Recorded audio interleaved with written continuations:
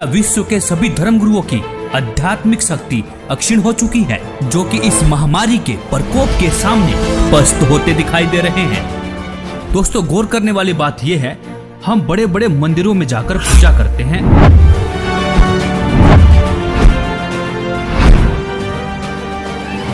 मस्जिदों में जाते हैं, तीर्थ व्रत उपवास करते हैं, धर्मगुरुओं से दीक्षा लेकर भक्ति भी करते हैं। आखिर किस लिए? अपनी रक्षा के लिए ना।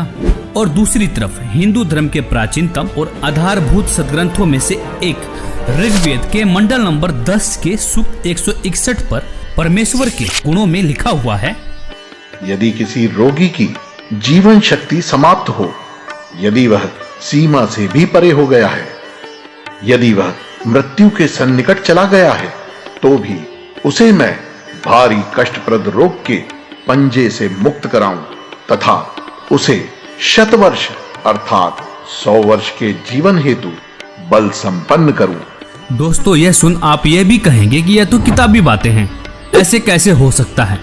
लेकिन दोस्तों, सच में ऐसा संभव है। वीडियो देखते रहिए, आगे बताएंगे भी और प्रमाण भी दिखाएंगे। यदि भगवान ऐसे लाभ नहीं दे सकता तो पवित्र वेद भी झूठे पड़ सकते हैं। एक तरफ विज्ञान फेल है तो दूसरी तरफ अध्यात्म भी। ऐसे में अध्यात्म पर भी सवाल उठने लाजमी है, क्योंकि वेद तो भगवान के गुणों का यह गुणगान करते हैं, कैसा भी रोगी क्यों ना हो, परमेश्वर उसे ठीक कर 100 वर्ष की आयु प्रदान करता है। तो आखिर क्यों इन धर्मगुरुओं के पास जाकर भक्ति करने से हमें इस महामारी से राहत नहीं मिल रही है? क्या यह धर्मगुरु आपके अनमोल जीवन के साथ खिलवाड़ कर रहे हैं? क्या इनके पास कोई आध्यात्मिक समाधान नहीं है जो जनता के कल्याण के लिए सामने नहीं आ रहे हैं? एक सच्चे संत की पहचान तो संकट के समय ही होती है, क्योंकि प्राचीन समय में जब राजा और प्रजा पर संकट आता था, तब संतों की कृपा से ही समाधान हुआ करता था। परमेश्वर की भक्ति तो निरोगी काया और सुख शांति के लिए की जाती है। और इसी संदर्भ में कबीर परमेश्वर जी ने भी कहा है कि संत शरण में आने से आई टले भला, जय भाग्य में मृत्यु हो तो कांटे में टल जा। मतलब यदि मृत्यु भी होनी हो, कांटे जैसे दुख में मृत्यु टल जाएगी। दोस्तों, ऋग्वेद से साबित हुआ कि परमेश्वर की शक्ति के सामने विज्ञान शून्य है, क्योंकि जिस परमेश्वर ने मानव को बना चलाया, क्या उसे स्वस्थ करने में समय लगेगा? नहीं ना। दोस्तों, ऐसे में इस बात को भी दरकिनार नहीं करना चाहिए कि इस संकट की घड़ी में हमारे आध्यात्मिक धर्मगुरु क्या रोल अदा कर रहे हैं। कोई भी धर्मगुरु सामने आकर यह विश्वास नहीं दिला पा रहे हैं कि मानव जाति पर मंडरा रहे महासंकट से किस प्रकार से बचा सकते हैं। और दूसरी तरफ एक संत के शिष्य माननीय प्रधानमंत्री जी को लाखों पत्र लिखते हैं, लाखों ईमेल करते हैं। माननीय प्रधानमंत्री महोदय, भारत सरकार, मान्यवर, आप जी से हम संत रामपाल जी महाराज जी के लाखों अनुयायी आप जी के द्वारा मांगे गए सुझाव का सम्मान करते हैं। हमारी आप व आपकी सरकार से विनम्र प्रार्थना है, हम आप सभी से यह आग्रह करना चाहते हैं कि रामपाल जी महाराज इस विश्व में एकमात्र संत हैं जो शास्त्रानुकूल भक्ति विधि देकर लाखों करोड़ों परिवारों को कई प्रकार से दैहिक, दैविक, भौतिक तापों से राहत दिला चुके हैं। ऐसी आध्यात्मिक शक्तियों से परिपूर्ण संत जो कि बेकसूर हैं, उनको जेल में रखा गया है। बावजूद इसके यदि आप अपने मंत्रिमंडल के साथ उनके पास जाकर इस महामारी से बचाव हेतु अपनी प्रार्थना लेकर जाएं, तो हम ये पूर्ण विश्वास के साथ जानते हैं, क्योंकि संत परोपकारी व परमार्थी होते हैं, हमें यह पूर्ण विश्वास है कि वे अपनी दया दृष्टि पूरे विश्व पर बरसाकर इस समस्या से निजात दिला सकते हैं। आशा है इस एकमात्र बचाव के तरीके पर आप जी अमल अवश्य करेंगे। सत साहिब। और ट्विटर पर भी ट्रेंड करके पूरी दुनिया को विश्वास दिला रहे हैं कि सिर्फ और सिर्फ एकमात्र संत हैं जो मानव जाति को महासंकट से निजात दिला सकते हैं। वो संत कोई और नहीं, संत रामपाल जी महाराज हैं। यह सुन इस वीडियो को स्किप मत करना, जरा रुकिए, आपको विश्वास दिलाने के लिए कुछ जीते जागते प्रमाण पेश कर रहा हूँ, जिन्होंने संत रामपाल जी द्वारा बताई गई शास्त्र अनुकूल भक्ति की और परमेश्वर ने उनकी मृत्यु को भी टाल दिया। दोस्तों, आज तक सिर्फ हमने सुना ही था कि परमेश्वर अंधे को आंख, कोढ़ी को काया, निर्धन को माया और बाज को पुत्र देता है, लेकिन यह अनसुना सत्य वर्तमान में सत्य साबित हो रहा है। दोस्तों ऐसे ऐसे एक नहीं, दो नहीं, हजारों प्रमाण ऐसे हैं जो संत रामपाल जी के अनुयायियों के जीवन में आप देख सकते हैं। मुर्दा बच्चा जीवित हुआ। जब मैं मजदूरी पे चला गया तो पीछे से उसकी मृत्यु हो गई जी, लड़के की। 1.5 साल का लड़का था दास का, और उसकी मृत्यु हो गई। जब घर आके जब मैंने देखा जी, उसकी स्थिति देखी तो हाहाकार मच रही थी। आस पड़ोस वाले भी इकट्ठे हुए, सभी ऐसे अफसोस मना रहे थे। वो बच्चे की लाश लेकर मैं गया जी, गांव का डॉक्टर है, डॉक्टर ने चेक किया जी उसको और कहता कि इसको घर में ले जा, इसमें श्वास नहीं है। और मैं घर में आते आते ऐसे रखा बच्चे को, तो मैंने गुरुजी से अरदास लगाई घर में ही जी, और मैंने कहा कि हे परमात्मा, जब आप मेरी आजू बढ़ा सकते हो, मेरे रोग, ये कैंसर तक का रोग ठीक कर सकते हो मालिक, इसकी भी रक्षा करो दाता, इसकी भी आजू बढ़ाओ। हे परमात्मा, मेरे सतगुरुदेव ने तेरी दया करी मेरे, मैं कुछ इतने लाभ दिए मैं बता नहीं सकता आपको, इतने लाभ दिए मेरे को इस भगवान के। मैं धन्यवाद करता हूँ इस भगवान का। मेरे बच्चे की आजू बढ़ाई, उसी तरह हम जिंदा हो गया जी गांव के सामने।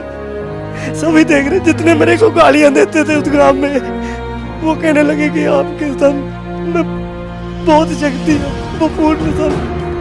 आज मेरे गुरुजी की कोई निंदा नहीं करता मेरे गांव में। मेरे को इतने लाभ हुए जी, मेरे कैंसर का रोग ठीक किया, मेरी आजू बढ़ाई मेरे परमात्मा ने। और घर में ऐसा होता था जी, हमारे खाने को आटा नहीं होता था और हम मांग मांग कर खाते थे, काम भी करते थे, फिर भी बीमारी के कारण हमको मांग के खाना पड़ता था। जब से मैंने नाम लिया, मालिक ने बहुत सुख दिया। दे दिया डॉक्टर ने जवाब, फिर कैसे ठीक हुआ बिना दवाई के ला इलाज कैंसर? बोले ये बीमारी ठीक होगी, ये कैंसर है, इसको हम ऑपरेशन नहीं कर पाएंगे और ये और बढ़ जाएगा।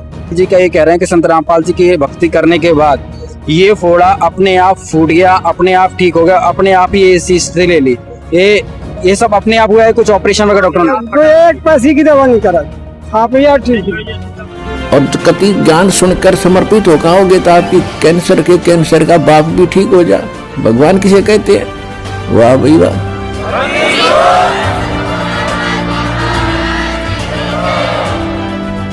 मुर्दा हुआ जिंदा। पत्नी के भाई थे, उन्होंने बताया कि आपको तो डेड बॉडी हो गई थी।